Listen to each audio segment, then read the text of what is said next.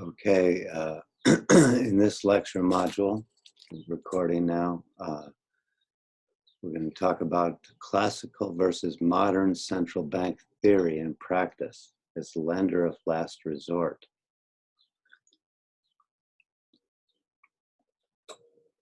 Now, the classical lender of last resort theory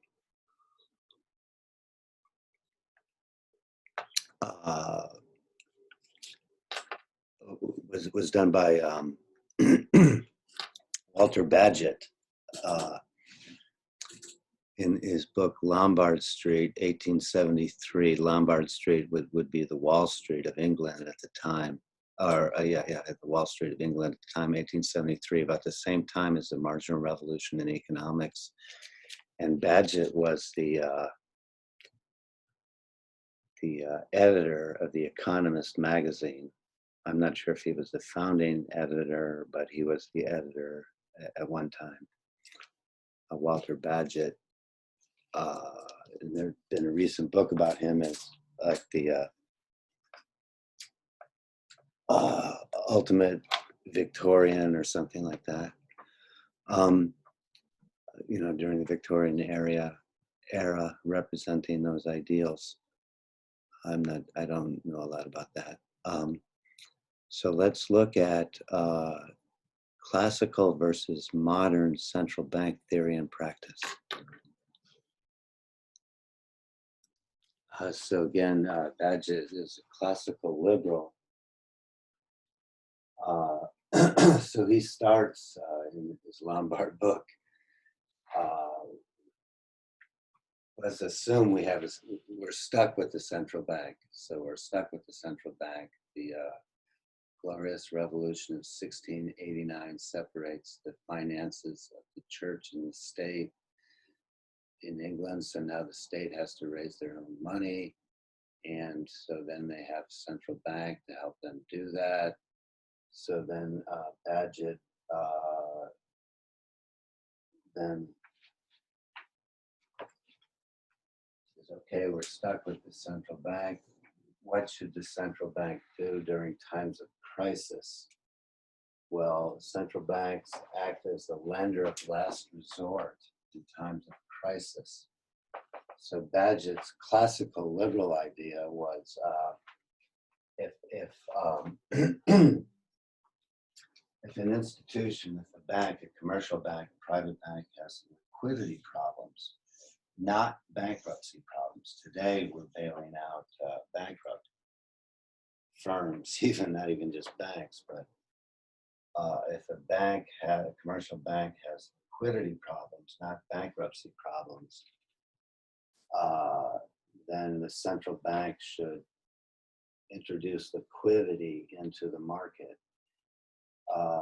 to help the banks get over short-term liquidity problems. So Bagehot said the banks could go to the commercial banks, private banks could go to the state central bank with good collateral for short periods of time and pay penalty rates of interest.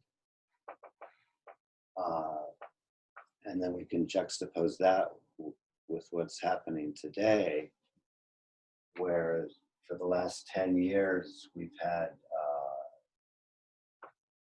very bad collateral, especially poorly rated mortgage-backed bonds during the housing boom and bust. And then today, during the coronavirus, the central bank is saying we're going to make unlimited liquidity available. And during the housing boom and bust, 2007, 2008, and then the reaction to that, the Fed was even discounting snowmobiles and jet skis. In other words, you could take your loans for snowmobiles and jet skis, take it to the central bank, and they would give you collateral, or they would give you money.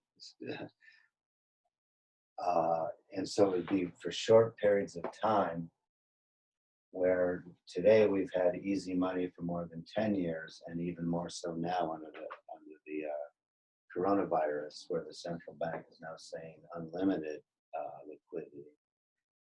And Badgett said banks, banks with short-term liquidity problems should pay penalty rates of interest, but we've had near zero rates of interest since the 2007-2008 financial crisis in reaction to that, and now even more so with the coronavirus. So, well, of course, the solution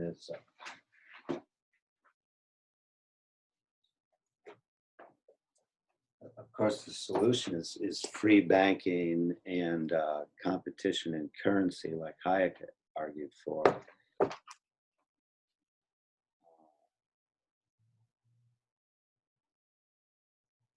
So, so instead of this liquidity problem thing, it's now turned into where the state is now a paternalistic job provider. And so you're using the central bank for employment creation and for special interest groups instead of a basic income, which could go to everyone individually. So that completes our classical versus modern central bank theory and practice as a lender of last resort.